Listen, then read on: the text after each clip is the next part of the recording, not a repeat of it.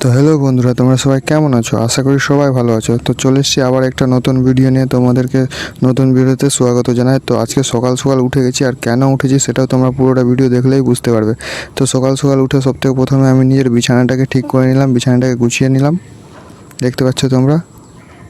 আর বিছানাটা গুছিয়ে নেওয়ার পরেই আমি চলে আসলাম কিন্তু ছাদে।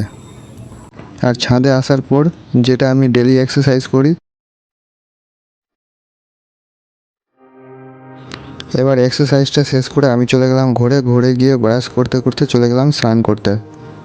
আর স্নান করে এসে আমি নিজের ড্রেসটা রেডি করেছিলাম গাইজ, এটা কুর্তা আর পায়জামা, কারণ আজকে আমাদের রাধাকৃষ্ণ মন্দিরে নগর কীর্তন আছে বলে।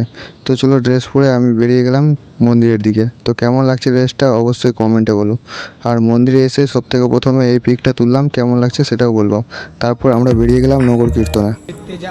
তো ভিডিওটা যদি ভালো লেগে থাকে গাইজ, তো সাপোর্ট করিও আর পাশে থেকো। ধন্যবাদ। আর রাধে রাধে লিখতে ভুলিও না। রাধে রাধে। মহাপ্রভুর পদ ভরে টলমল করে।